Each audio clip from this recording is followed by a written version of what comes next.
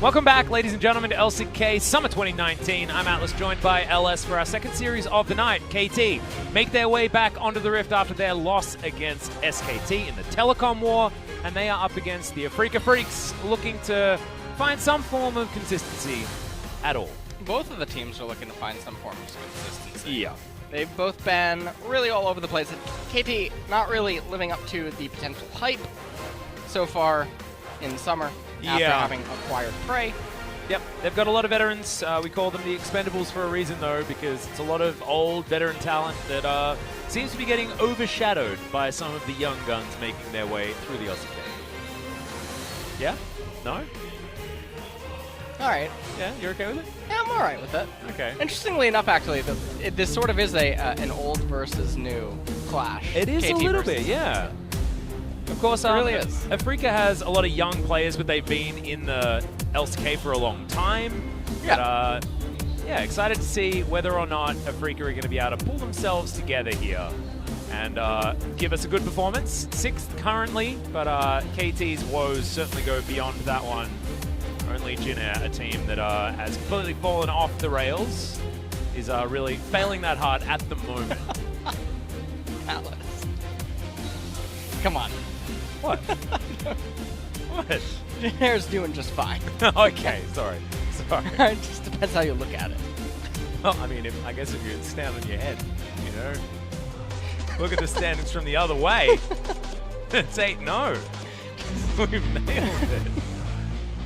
Okay, let's get back to this match. Both teams down 3 matches in a row, desperate to win. 9th KT versus 6th Afreeca. Experience versus Young Spirit, as we were mentioning before. Age 24.6 for the average on KT, and 19.8 for the Afreeca Mechanics crew. I like it a lot. Match record 8-1. Can Ucal overcome this record against BDD? That is to say that BDD wins this matchup every single time apart from one. All right. It's pretty good. Well, tonight that might change. Yeah. Because you know what this is? What is this? Well, the current standings. Uh-huh. All right. Yep. Are we standing on our heads or not? No, we're not standing on our heads. But no one's excited. Oh, that's true. Look around. Do you see anyone excited? There's that one guy, but I don't know whether it's about KT. I think he's just excited. Okay, so I guess what you're saying is we're safe. People might be safe. Ooh. Afreeca might lose here. All right, well, you guys at home, if you're KT fans, if you're excited just by yourself at home, people know, okay? Yeah. So just keep it to yourself, keep it inside. You know, I'm really sad that I didn't get to make the 789 joke with you. I was deprived of that earlier on. Yeah. But I didn't like it personally. What? 789 joke, wasn't a fan. We're having a look at some side win rates here, LS. 5-4, KT, a positive ratio here as far as blue side. They suck on the red side, though. That is pretty terrible, but Afreeca are no different. Yeah, they're blue side bandits. This is really interesting. So that therefore means KT win, because they start on the blue side. I think that's actually how this works. Yeah. We've done it. This is really interesting, yeah. I mean, I think that we've actually broken it down here. I'm pretty sure, I think also, this is a wrap. Everyone at home, LS hasn't actually looked at his script. It's in front of him, but it lies unopened. So he's now the script has been handed to us in front of our faces for everyone to see. We're going to check out some of these highlights, speaking of seeing things. That was pretty impressive. Yeah, this is by FLICKR. Yep. Score turned it around, though, which is why this is a KT highlight. This is a KT highlight. Starting off with a 3-man pop blossom from the enemy team. Sometimes it's more Double difficult. whammy. That was a really nice Justice Punch, though, out of SnowFlower. Yep. Cool stuff there. And here, the Jinzhao jumped onto the bars. He did. This was the abysmal voyage. You had to see that one again. Mata just delivering his top laner to death. Khan saying, where are you going? Where are you going, friend? Couldn't quite get out of there. Here's another Pop Blossom, ends up being denied by a well-timed ultimate from Prey. Yep. The FLICKR donation coming in as well. That led to a KT Baron, but ultimately not. The victory for KT.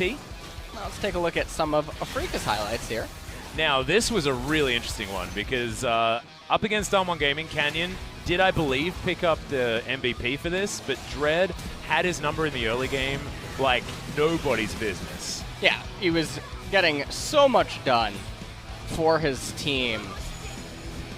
We're going to just take a look at this as aiming, chasing down the opponents. Nice little auto reset there. Gets him after the flash. What do you think happened to Nautilus there? I think he's dead. Yeah. I think he's dead. I was commentating that game, though, so I already knew. Having a look at these two mid laners, of course, BDD versus Ucal. The win record is certainly in favor of BDD, but times have changed. He played the Azir in his matchup recently. I didn't think we saw an Emperor's Divide. There were some really weird things that were going on with BDD. We know what he's capable of. We know this guy's potential, but I feel like we just straight up haven't seen it. Yeah. So far in summer, been very subdued. You can imagine that the morale in the KT camp is not super high, but this is a floundering Afreeca Freecs. This could be an opportunity for KT to find themselves some momentum, because they're not down and out just yet. They want to be keeping themselves out of that relegation zone and start challenging, try and move their way up towards some sort of potential gauntlet run that we know KT in the past has been pretty good at. And well, Ucal here in mid lane he's looking very good in summer. Said this many, many times. He disappeared from spring. Yeah, he just wasn't there for spring, so it's pretty easy to look better than spring. You just need to exist, and he's done that. What if he becomes a summer monster? What if he only shows up for summers? Ooh. Here on forward. Then he goes to Worlds and doesn't appear in spring. That'd be cool. And then like starts. What if he's the opposite of a bear? He hibernates in spring. Yeah, okay. I don't know why, but he does. Yeah, take a look at doesn't want that really nice weather. Yeah. Yeah, let's introduce the teams. I'm a fan of that. Into Lord Park, this is going to be your KT roster. No surprises, guys. Prey, SnowFlower, Smeb, Score, and BDD. And Smiles across the board. Yeah, and you can hear the fans. These are players with so much pedigree. They are super famous, but haven't been able to find the results just yet. In the 2019 season, we thought Prey might be the beginning of some sort of answer, but hasn't shown to be just yet. That being said, still, last couple of games in the first round robin, we still have one whole set of matches for all of these teams to get through. And the Afreeca Freecs will make their way out next. This is the roster that they've been using every single time. Remember, it was the crazy carousel of the Afreeca Freecs in spring season, fielding about 15 different people in different positions. Now they're going to make their way out, and this is the 5 players that we've seen every time from the Afreeca Freecs. And they're going to have their work cut out for them today, perhaps. Depends what kind of KT shows up. And what kind of Kiin shows up as well, because Kiin has been not his overly dominant self.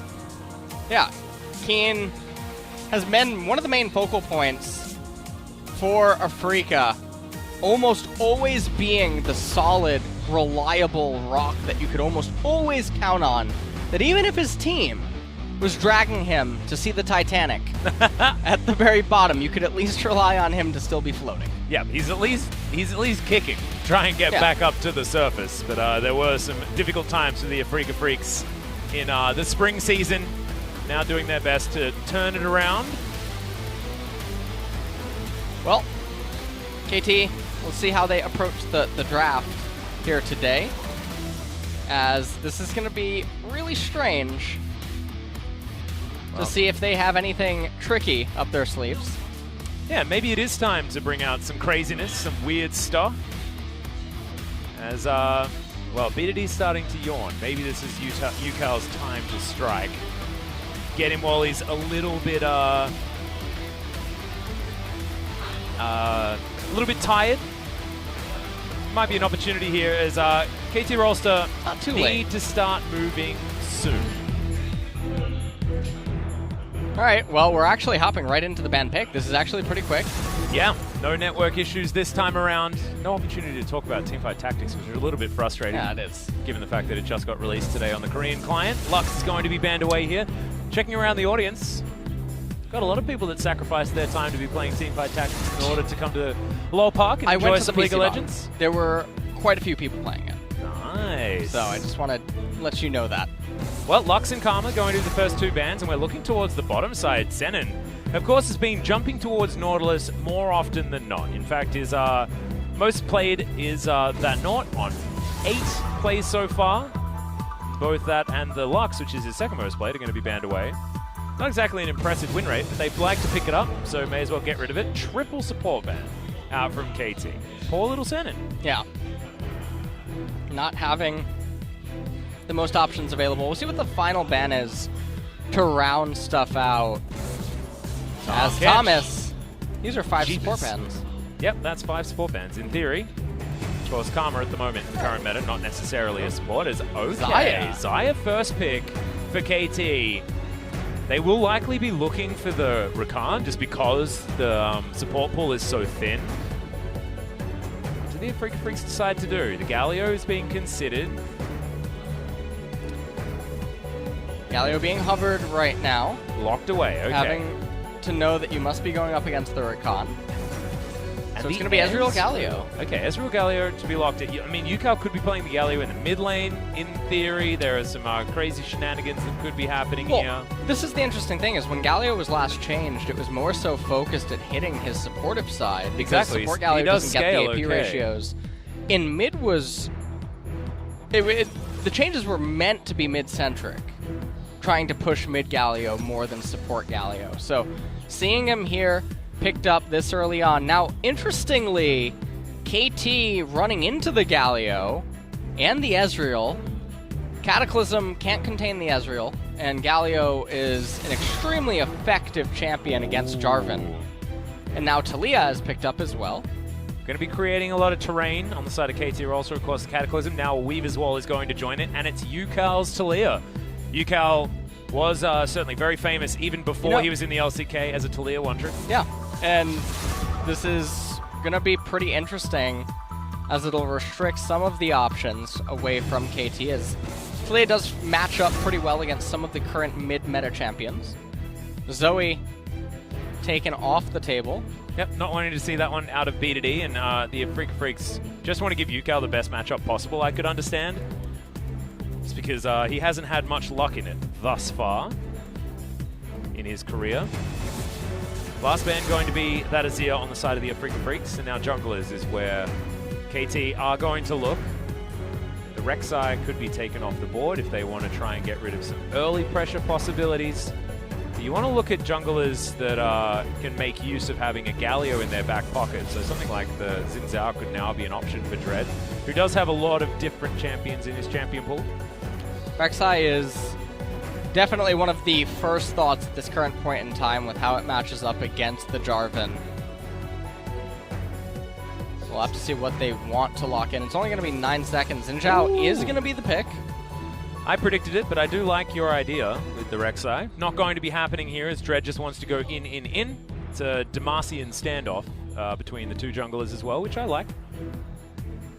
Prey and SnowFlower, what are you going to pick up for your solo lanes? KT so far picked a bottom lane and a Jarvan. You need a long range mage in the mid, or you need something that's going to be versatile and flexible with a lot of mobility, because Xerath.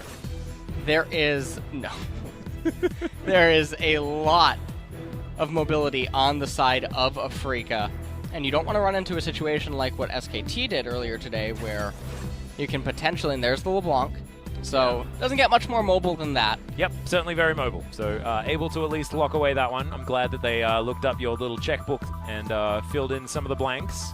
Afreeca Freecs, what do they augment their comp with? Kiin, looking at an Ornn, was actually just played in the LPL only a few minutes ago, but it's not going to be the Ornn, it's going to be the Vlad. And now our pile-in teamfight composition has really brought itself together on the Afreeca side. And as they actually locked that in, he didn't look too enthusiastic about it. And I'm not one to totally read into facial expressions or whatnot, but Afreeca doesn't look the most enthusiastic today. Well, I mean, they are on a bit of a losing streak at the moment, and there is a lot of pressure on these guys. Same thing can be said for KT Rolster, but they have been a few more smiles. I think it's that guy on the right. I think it's Dread. he has been such a loose cannon when it comes to his performance. Even in the middle of games can have pop-offs and then be a liability towards the end. Looking to see which Dread is actually going to show up as we get into this game. And Xin Zhao is a champion that we've seen either be fantastic or woeful. And can happen in the same series. This is going to be your roster on the KT side, though. Lovers Duo on the bottom side of the map. The LeBlanc in the mid lane. Should be able to get some priority there. And Jace on the top side of the map, wielded by Smev. It's a very standard team composition and is going to bridge really nicely as it moves from early to mid game. And on the flip side, for the Afreeca Freecs, it is going to be the Vladimir, Xinjiao, Talia, Ezreal, and backed up with the Galio. So there is a lot of mid-game potency, but this team is looking more to go late-centric. You're thinking 3-4 items, even though there is a lot of mobility that can be granted by the Talia and the Xinjiao, and that can definitely convert into an early game advantage. Not to mention their ability to roam around heroic entrance as soon as that Galio hits level 6 is so good on the Xin Zhao, who wants to dive forward. See if it works here as we get to game number 2. Match number 2. Not that. It's nighttime. I know. It's so cool, right? They actually time it. Yeah. Oh, that's awesome. And you know what else is timed? This invade. It is. But it's been spotted out. Yeah, Prey being a living ward. This is exactly the invade strategy that every bronze player goes for every single game with their Blitzcrank. Don't say bronze. This is Korean Diamond 1, Master, Grandmaster. This is it.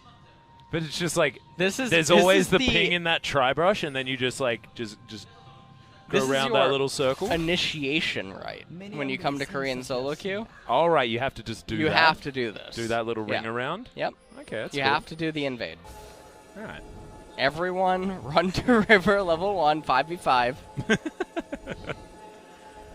Well, KT, they didn't manage to get too much deep vision into the enemy jungle. However, they have brought themselves in there. Kiin's going to make his way past, I believe, has spotted. Yes. Full information given here. Vertical jungling should ensue. As Dread, you can see on top of a ward down bottom side also. Interestingly enough, though, I do believe that KT is going to make out a lot better than this, and this is predominantly just because of the ward control that has been done by KT. SnowFlower is also just waiting here, able to get a really nice knock-up. Senan moves on over. Dread with the audacious charge. Blade Caller not there, of course, Prey's level 1, so can't get the snare. And Dread, I mean, that was a little bit too obvious that he was going for the extra camp. What I mean is the vision coverage makes it so easy for KT to have such a powerful advantage. Now, the one thing that I will comment on about score, though, is we have a trade that... Yeah, Senan just flashed. What are both of them doing? What was that? Is aiming, like, not even in the comms? Because he was on a different page completely from that. Teamfight tactics. So, yeah, okay. Let's go back to it. Yeah, these champions aren't in there yet. They're not. Now, what would their... Oh, wait, do we have any? No, we don't. Well, I mean, the Galio's AI just now was probably looking like a buggy teamfight. Maybe it's a test right now. Hey, yeah, maybe there he was we just are. testing it. Uh-huh. Bugged out. Yeah, I mean, it is in beta. Yeah. That's a good point. Okay, we got 2 extra nobles in here, I guess. We've got the Prince of Demacia. Has to be a noble, right? He's the prince. Jarvan the 4th. Oh, okay. I thought you were talking about Ezreal. I was like, what? No. Sorry, yeah, he has to be Noble Guardian, of course. Yep. Absolutely. Jarvan Guardian? Why not? I don't know, I just don't see him as a support. I see him as a Guardian. He has a shield. shield. Oh, yeah, I'm Jarvan. I'm helping. I get it. Okay. But he has a shield. Does he? Yes. Does he ever use it? Oh, wait, his W. Yes. I thought you meant shield as in, like, an actual shield. Don't sigh at me like that. You know what? He would have 3 types. All right. Well, we'd also have a sliding gauge on the bottom side of the map.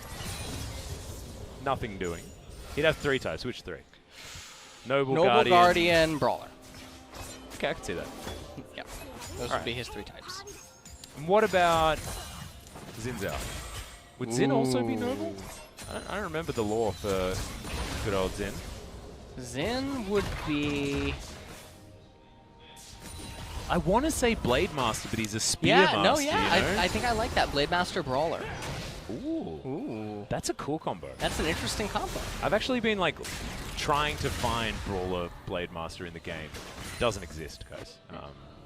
It's a little bit frustrating. You know, they're probably going to have new types, I'm hoping, for some of the champions that just sort of don't fit in or align all that well. But also, we'll get probably more robots. Victor and Orianna. Yep, Victor, Orianna. There's also, who did I think of? Hit me with it. I don't remember. Just give me a mo. Is Camille a robot? Yeah, she'd have to. Oh, wait, she's half robot. Ooh. Maybe you get half a robot for having a Camille. Robot assassin? Oh, that's cool. Ooh. Or maybe she's Blade Master because she's got blade legs. Maybe she's a... Okay. That's cool. Anyways, the reason that we're not talking about the game right now is because currently at 5 minutes, there has been some questionable plays made by both of the teams so far. And there's actually not a lot of action or interaction.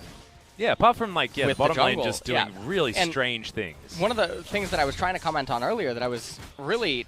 I wasn't impressed with Score was that he cleared the entirety of the golem camp of Dread, causing the respawn rubber band golems. Oh, no, he didn't deny any? And he didn't need to do that because his bottom lane had provided him with such an advantage and also such a time advantage as well over the enemy jungle because they gut Dread so low early on and interrupted his route. It's just very bizarre and peculiar. So this game has been... It's been an episode of Black Mirror or something. I'm not totally sure, you know? I'm trying to figure out where to go there, but... Not quite Bandersnatch, but it's getting there. On the choose your own side adventure. Of things. Yeah. Okay, well, Score's going to get found here by Dread. Control ward goes down. Score says no. Not wanting to deal with that guy whatsoever. And Dread gets himself the scuttle on the top side. A little bit of extra vision there, and you can see 500 gold is going to be the lead for the Afreeca Freecs. Bot lane is almost down 20 CS on the side of KT. Wow. That's crazy. Yeah. So, at this point in the game, things are... And that was after Senan threw his flash at them for no reason. Yeah, that was after Senan threw his flash at them. One might argue that the... Justice Punch. Gonna be whiffed. Pulled that one. Definitely. Yeah. Senan's a good actor. He's a good actor. Actually, there's some laughs from the crowd right now. Okay. All right, I'm glad that we're not the only ones that are amused. Hexdrinker first picked up by Jason in the top lane. That is very good for the mid game against Kiin the has Vladimir his 2 items, though, and they're even. Yeah. I feel like Jace should be at least a few CS in the lead ahead of Vladimir at this stage. And also the way the lane state is right now, everyone is definitely going to be fine. So, curious, everyone is playing super careful. Even these ward placements of the control wards aren't. Yeah. They're just sort of thrown in there. They're a random point in the brush. Ucal gonna get baited. Uh-oh. There's the flag and drag. Good knock-up comes in. Ucal's going to have to flash. He flashes a little bit late, but there's the flash Cataclysm. That's going to be first blood going over to Score. He will pay for it. The ultimate flies in. Oh Ezreal. My god, the Ezreal comes down, picks up the kill. SnowFlower might be caught in transition, but Grand Entrance is going to be an exit in this case. In the end, though, well, that's a red buff on Ezreal. I was going to say that it was more so beneficial for KT because the mid laner gets the better end of all of this, even though the AD carry on the side of Afreeca ends up picking up a kill. Although, aiming without teleport isn't going to be able to utilize that red buff all that well. Ends up getting tagged, actually, and his recall was stopped. I'm unaware if Prey and SnowFlower knew about that because they just cleared the wave instantly. We take a look at this. Score lands his EQ, ward goes over the wall for confirmation. They flash over, even though they know that Dread is coming, and then you can see there's a lot of damage being dished out onto Dread. True Shot Barrage comes in. Aiming was aiming. He was. for that kill. Aiming's name was actually pretty relevant that time around. It's been a little bit ironic in other circumstances for the Afreeca Freecs. And he really evened the score right there and brought a feeling of dread over KT. Creeping dread. I liked it. Yeah. You calculated those punts, didn't you? I definitely did. I was very keen on doing that too. Yeah. I'll be honest with you. Yep. Pray I'll stop. I do. I do. I do. All right. Smeb. Okay, so yeah. I like Red. I'm like, damn it. We're done. We were playing checkers or something, but you were out of moves. Yeah, I'm completely out of moves. Oh, man. Yeah, that's just like at the end of the round, and there's like a random Kha'Zix and you're going nobles, and you're like, oh, just put it on my bench. I don't care. I got 21 gold. So basically how it is. Kiin actually having a great time up here topside. He very even gold between him and Smeb. And Afreeca are going to use this slight tempo advantage to move over to the Mountain Drake. They take that. It's actually a big deal here for the Afreeca Freecs. Their single target damage is very high on the neutrals, given the Talia that they already have, and Dread will be doing a lot of damage on the Xin Zhao just in general. So as these mountains come in, next one also a mountain. The Afreeca Freecs, their two-man Baron potential will be huge. Hemoplague went down here as Kiin, as is himself the Crimson Rush, as that was a little bit of an all-in attempt, as that's a very early pull from Kiin. Tides of Blood comes through, misses the Shock Blast, which is the important part. You all right, LS? He's posing here, guys. I'm trying to process what it is that's on the monitor right now. League of Legends. Now, what some people might look at that as, I can give sort of an analogy, is when you see the Victor cast a Chaos Storm in the middle of the lane to try to regain lane control. Yep. And you acknowledge that, special. Right, you acknowledge that you're not going to try to go for a kill, but you want to bring both of the HP bars within joust range. Oh, like ships in the night. Score is waiting. Yeah, Secret Agent Score right here. They know that Senan's in this area. Decent knock up. Justice Punch is going to knock Score up as well. Ucal makes his way over. It's a good taunt. Dread. Senan's going to go into the stopwatch. Score eventually grabs that kill as SnowFlower has the quickness, gets himself out, aiming. True shot barrage. SnowFlower's going to walk the correct direction. Good vision available. You saw that from over the wall. SnowFlower knew which way he had to move to avoid it. And KT will just be able to grab that kill. And that's going to be the second kill picked up for Score with this Cinderhulk Jarvan.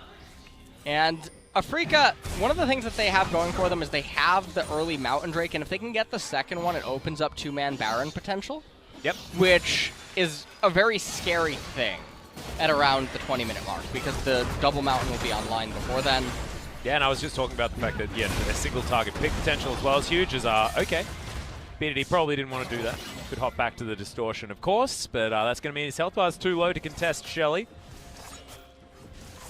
Bottom side, as you can see, Aiming's thinking about teleporting down, but probably a bad idea. He can teleport and then the hero's entrance can be used by Senan, but he has no flash. They're going to be able to grab a couple of these turret plates at least, maybe even a third.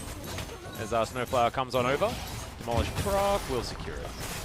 Senan gets there, Aiming's going to join in as well. For these few remaining plates on the turrets, Shelly, we'll see whether she gets deployed. She's only got a minute before she needs to go down. Where they invested is a big question, actually, because Kiin's not in his lane and Ucal had just gone back for a reset. Just feels like in the LCK, we do not use Shelly to take turret plates nearly enough. It's really, really, really bizarre. Yeah. They'll arbitrarily use her at 15, 16 minutes to get a turret, which is, the gold is less valuable than the plates would have been. Well, now it is actually going to go down. Oh, here we go. See, you cursed it. That's Why amazing. did you do that? I blessed it. I didn't curse it. Didn't, This is no. fantastic. You cursed And now it. Shelly's going to get a charge Watch into what's the gonna outer happen. turret. Here we go. What? Look. You just wait. The turret plates Just went. wait. Okay, well, there's 4 members of KT. Ucal is making his roam over, though, as Senan. Getting people out of the way. Score has to flag and drag to get himself out. Great double knock up there from SnowFlower. Senan. The Ignite comes down. SnowFlower's dead, though. Senan grabs that kill. Prey has the Feather Storm, but doesn't have much of his health bar. Hero's entrance is a weird one, but BDD flashes in to get knocked up. Missed times. The entrance there as Prey's going to go down. It's just the Pebble Field that dives on top and score is flicked back. That's why you pick up Ucal's Talia, but man, everyone so incredibly low. And that could have been coordinated a little bit better. Yeah, well, I like how you put it. You're really saving it right there, as that was definitely chaotic. Yeah. A little bit Looney Toony. It was a little Looney Toony. It was indeed a little bit Looney Toony. Both top laners probably watched on in horror. Yeah, they're like, wait, which elo am I in? My TP? Like, am I on my Smurf? What happened? Does my team need me or does the enemy team need me? As we take a look at what happens here. Score, he has his own agenda. The Cataclysm's in onto Dread before EQing out. He EQ'd back into his own SnowFlower dived right in. He went full Leroy Jenkins. BDD was pinned against the wall. And then Senan, he's given an ode to Mata. But not to be outdone, BDD. It was so weirdly timed because the ultimate's done like it was a fat finger. And then the flash is right on to where the knockup was. Like, it was a comedy really of weird errors. Senan, you're so good. Yeah, okay. Well, Senan's once again going to face check score, but they have different ideas. It's Ucal that they're looking for. BDD locks down that kill, but Dread's going to dive in. Great grand entrance there from SnowFlower to make sure this in. Isn't able to get too much done, but this is the Thunderdome, and it's Afreeca Freecs territory. BDD going to soak so much damage and aiming. He's looking for his E to come off cooldown as he dives on forward. There it is. Featherstorm is baited out by the Afreeca Freecs. And Kiin's teleport was cancelled by Smeb. That would make sense. He does have that big hammer that he can. He does have that big hammer. He's defender of tomorrow. Don't mention that. What? Why? What? He canceled the teleport. Did you watch that? I'm done. Never mind. I'm done. Doesn't matter. You know what though? Afreeca picked themselves up the second Mountain Drake. There we go. And that's, there's a win third coming up down. that will spawn at 21 minutes. So Everest Drake. How about Olympus Mons? Okay. You like that? Name a different mountain. I don't care. This is a big mountain. No. Why can't I name things? BDD locks down the kill here in the replay. I mean, it is a lot of chaos, but at least there's a lot of fighting being done early. Yeah. Like you say, this is the teleport. Well, I that mean, was you're the cancelled Street by Fighter Smeb. expert. Break it down. I'm not a Street Fighter expert. You want Street Fighter? Yeah, I really like Street Fighter. Doesn't make me an expert. Break it down. Well, they're playing some footsies, and then what was Ken trying to do that fight? what was Ken trying to do? Yeah. Which one's Ken? Aiming. Aiming's Ken? Yeah. He's got the reckon blonde hair. Ezreal. All right, I guess Ken. Yeah. All right. Okay. All right. I see it. Right? I see it. Oh wait, no. Wouldn't it? And that's a Blanca skin. What about Guile? Wouldn't it be Guile? Because at least Ezreal like throws out like similar he does things throw to out the a Sonic Sonic Booms. Boom. Sonic Boom. See, you're the Street Fighter guy. Yeah, there we go. Okay. Living up to the name that I didn't even have like before it. this moment. Actually, with that that skin, he wouldn't necessarily be Guile, but I think we should beguile. Oh my goodness. Yeah, You're on point tonight. I'm confused. I'm very confused. I think it's largely to do with this game and the fact that it is a little bit different. It is really different in the sense that a lot of things seem very arbitrary and forced. Yeah.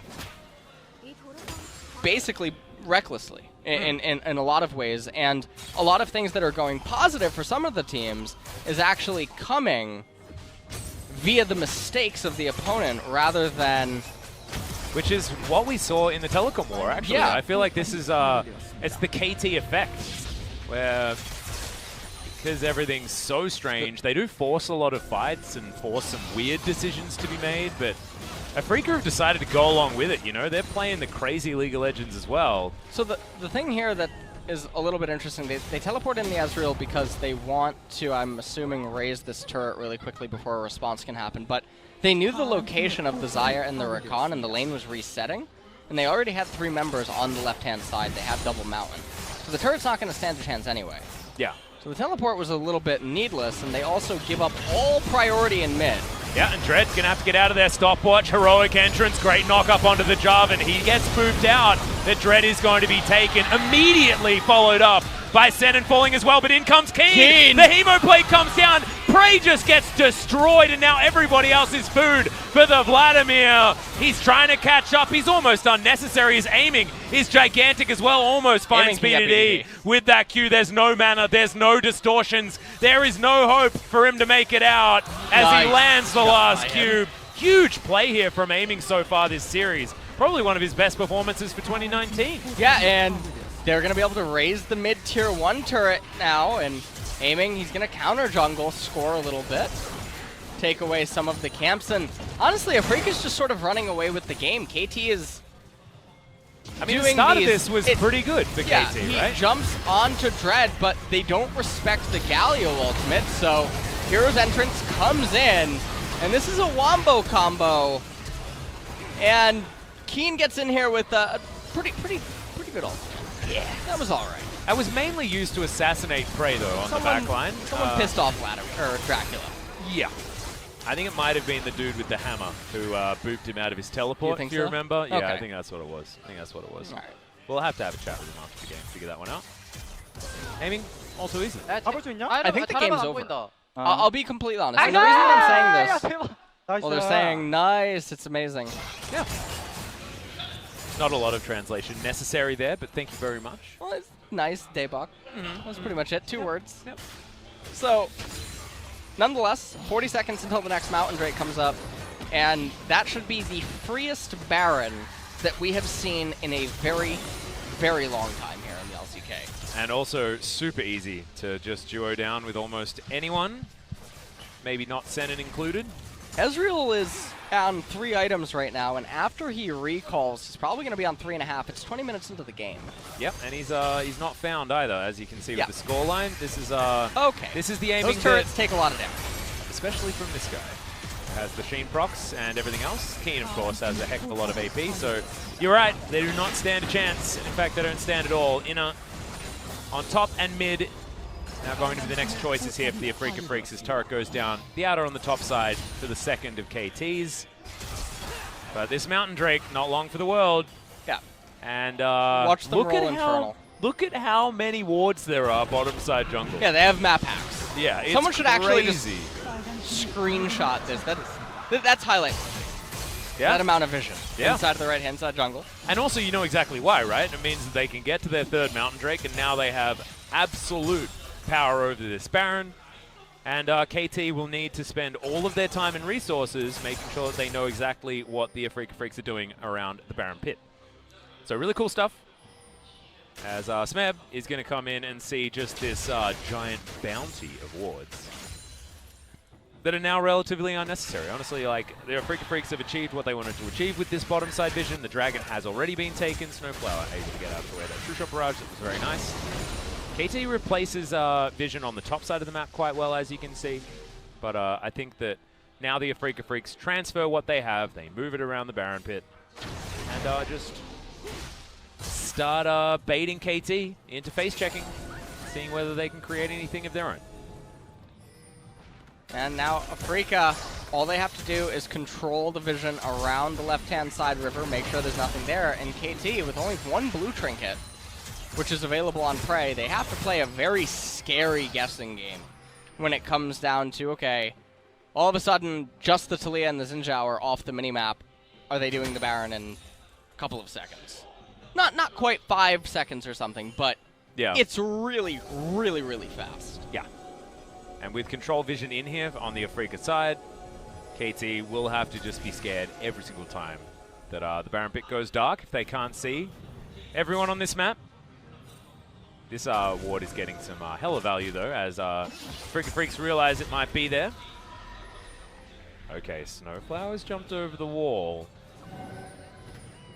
Some vision available, but okay, not going to be able to go for it. Teleport in from aiming. It's not really consequential, as that chain went real wide. Predicting Dread to juke down. Oh, I saw the blue buff on aiming, and I thought he just stole it, but no, BDD. Going to say thanks for the leash, and he's going to take it for himself. Oh, Smeb. Okay, aiming, just looking for the solo kill. Can he get it? He can. Baron. It's all too easy. That should be the Baron. Ucal helping aiming out, but I don't think he needed it. Just wrong place, wrong time. Weaver's Wall will stop the rest of KT from getting in here. No Smite will be near the pit, but SnowFlower lying in wait. BDD over the wall. Mimic Distortion gets him in the pit, but he doesn't do enough damage. Featherstorm used way too early. Oh, Senan doesn't have a lot he's going to of get the HP. knock up onto Score. Yeah, he will be taken down. And now the Afreeca Freecs looking for more. Hemoplague thrown out, Score able to flash himself over, BDD in the Baron pit. It hasn't actually reset just yet, as Ucal takes down the LeBlanc. And Dread does fall also. Score going to be able to make it back home, aiming, throwing some spells around, but Kiin's going to be able to find SnowFlower here, cut him off at the pass.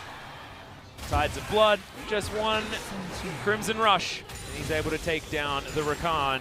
And the Afreeca Freecs win the fight, but they're not going to be able to do the Baron now. Yeah, they're not going to be able to do the Baron at this point in time. I think Vladimir should have Death Cap off of his recall. So if we take a look at how this all transpires, aiming, he would have had the solo kill, even without the help of Ucal. And then right here, you would imagine that this should just be a pretty easy Baron start. And then once BDD comes over the wall and you see SnowFlower, everyone is on a different page. Senan goes over the wall. No one is ready to go with him, even though everyone has the flashes. Kiin finally says, I will help you out. BDD goes back into the Baron pit. You can see the escape being attempted by Score from the north-hand side. SnowFlower trying his best to save his dead teammate. Have no idea what he's doing there. He thinks that trading a kill is somehow ideal. And then aiming, unable to find Score up in top. But as we resume it live, it's exactly a 4,000 gold lead for Afreeca, but it doesn't really touch on how strong this Vladimir is, who's now completed his Rabadon's death cap. The Ezreal is almost at 4 items, 25.5 minutes in. Yeah, he's so big. They can just do the... I think it's the most fed aiming Baron. has ever been in comparison to His opponent. everybody else on the map. Yeah. Very impressive performance from this guy on the Ezreal. We have a lot of notable Ezreal players. Aiming has never been one of them. But this game, he's having a great time. Control ward down here as SnowFlower looking for his flank once again. BDD going to be over there. Seismic Shove going to be utilized. And pops back to the Distortion as SnowFlower has popped the quickness already. But KT weren't able to get anything done because of it. Aiming missing a pretty good Q, but able to Arcane Shift forward pretty happily here on the Ezreal, as Smeb is split pushing on the bottom side of the map. Afreeca, they got to start something. They got to do something. Aiming's going to shoot the Baron. Kiin's lying in wait. Jace takes the turret, has the teleport available as well, as BDD gets himself out of there. Weaver's wall. Ucal hops over. That Distortion was fantastic, but it was a weird decision to be made there, as on the bottom side, Score is just going to get murdered by Kiin. The Baron is started once again. Jace is just going to win the game, though. Afreeca Freecs, this Baron buff I don't think is as important as your Nexus. Well, the thing about this is, even if Smeb gets this bottom inhibitor, now all that's going to happen is Afreeca's going to ride the bottom wave straight into the bottom inhibitor of Kate. Sorry about that, KT. Yeah. So, the inhibitor going down is definitely unfortunate, and one of the other reasons that it's unfortunate is because if for some unholy reason KT would be able to stabilize, because in a normal game scenario, Afreeca should be winning this the mass majority of the time. Now, all of a sudden, a clean ace could prove to be disastrous for Afreeca, as there's an open window to victory for KT. Yeah, you can follow super creeps towards the enemy base. So all 5 of the members now for Afreeca should just be looking to barrel down bottom and end. I actually think it's a pretty poor decision to take the Open Dragon here, and the reason being that you just wait until 30 minutes and force the Elder to spawn. Yep. You don't need to take the Ocean Dragon and RNG an Ocean Dragon or a Cloud Dragon spawning. The RNG, the best possible one, which is Infernal, but it's not it shouldn't be necessary in order to win this game. Yeah, and also they have an opportunity to win this game within the next 7 minutes, right? Right. I mean, KT are already feeling the pressure. They're setting up gank brushes. They're worried about how this game is going to turn out if they don't make a move like that. BDD and Smeb going to be pushing on the top side. It's going to be the Vladimir's turn to stop that one, and he's got Baroned up minions that he can use to block this push. LeBlanc's going to go back home, but is it actually going to be in time as the Weaver's Wall comes in and Afreeca say, no, you're not allowed to get over here and defend. Chains land, but BDD has to break them immediately. Fight going on the top side, as you can see. Hemoplague going down as Kiin dives on over. Hemoplague is not going to get any damage because the stopwatch was there. still, it is going to be an equal one. Inhibitor going down is like you say. They just ride that wave in, take that inhibitor down. And it doesn't look like they're actually too keen on trying to end right now. I actually wasn't even trying to go for a pun there. I know, it's a little bit unfortunate, but that's what always happens. It's like when life is in the game. Felt that in the last series, as I dread. Takes a lot of damage from the distortion from BDD. BDD just trying to stop the Afreeca Freecs from freely pushing everything in. Smeb going to get his back off. Oh, that clipped prey. That did a hell of a lot of damage. Yeah, and with 2 cannons, there's quite a bit of chip damage going down onto those, or onto the turret. Yep. Tier 3. As it doesn't look like maybe they want to try to bust this open. Right now what King could do is he could just leave this top wave buffed and then teleport, but he would not know that Smeb is waiting in the brush to potentially cancel the teleport. Kiin has a level advantage and is a Vladimir in, at a 30-minute mark, so I don't even know whether the... Okay, he's on a merry adventure. James Bond. Yeah. Oh, he's not using Debonair Jace though, so that's true. It doesn't really count. He's in disguise. Is he? Okay. That's what it is. Well, he's going to be able to at least pick up this wave. It is Baron buff, and Dread's hanging out here as the fight could potentially break out. Senan has his aftershock. He's going to be all right. Kiin does a fair bit of damage here, especially to Smeb. Now Afreeca Freecs should be able to break open the mid lane. Just an auto attack from aiming gets there, does it. Finds a reset on that W as well. And now this inhibitor should be taken. Score off to the side. Wants his opportunity. Is Ucal going to go golden? BDD landed the chains, and Smeb's going to be able to lock down that kill. Aiming gets out of there as Dread very close to falling down, but is going to survive for the moment. The Hemo Plague in the back line, but KT still want to fight. They're just ignoring Kiin and killing everyone else. Finally goes into the Sanguine Pool. Grand Entrance doesn't get the work done, as like you say. Protobelt comes in, Phase Rush helping out. But Kiin can't go 1 versus 4, and KT found their miracle fight. They found a miracle fight. They should be able to get mid inhibitor off this. Kiin can try to be the lone guardian of it, but it should surely just be the turret going down. Dread would he'd have to go into suicide. Yeah, for it, it would be suicidal to try to stop the push. But actually, KT don't seem too intent on trying to push further, perhaps respecting the Weaver's wall. Okay, you know what? I think the fighting's not done yet. Aiming has a thing called teleport. Yeah, there's a Weaver's wall coming in as well. Special delivery. Here's a Talia. True shot barrage. Follows up. Gets vision of where SnowFlower is as Aiming's able to flash his way forward. Score. Don't kill him. Looking to go down. The E is going to be available very soon as Aiming has already taken down the Rakan. BDD over the wall is... just chase him. Yep, they're chasing him. They're trying to Don't stagger kill him. these backs. No, don't kill him. They killed him. Just chase him. If you just chase him, he can't recall. Okay, Kiin. He just threw a Hemo Plague at BDD. Just threw it at him. It's funny for some people that might be wondering why I say don't chase him. Ezreal realistically isn't needed for the end of the game. As you can see, he's almost in the base, but the turret was down anyway. So basically put him in the death chamber. For as long as possible. For as long as possible. Because Ezreal, what did he really add to the end? Well, it doesn't actually matter as the Afreeca Freecs are able to take down KT Rolster in game number 1 of this series. It was a strange game. There was some weird stuff going on, especially in the early stages. Bottom side of the map, some summon spells just being thrown around for no reason. But what happened was Aiming turned into an absolute monster on that Ezreal.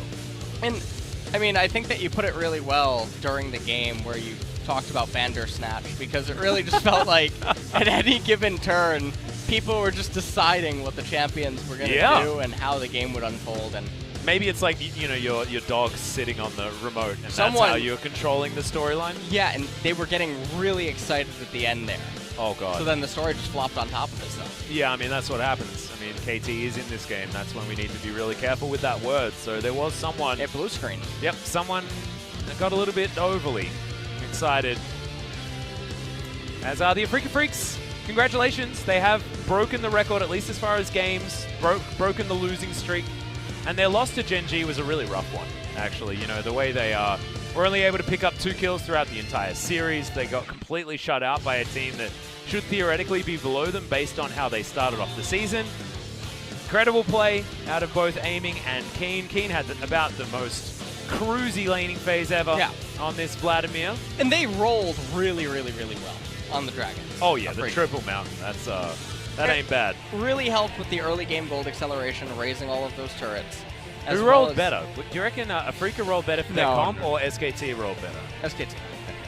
They did get 6. Because Afreeca had ways to win this game without the mountain. Yeah. Okay. SK Telecom, though, basically needed it. Yeah, they needed some help. Well, it was nicely done. They did have a composition that could play around those, but we're talking about this series, and KT, it's just a continuing story of them not really finding the coordination. The players that we know are capable of so many good things, just not having the performances that we know they used to be capable of. They're going to come back and prove to us that it's not an age thing, you know? They're not past their prime, and they do have some more skill left in them, because so far, it ain't really been looking to be the case. We're going to go to a short break, ladies and gentlemen. When we get back, we're going to see whether KT can answer what was a pretty dominant Afreeca victory in game number 1. And we'll hope to see some cleaner play, especially around the bottom lane most times. See you after the break.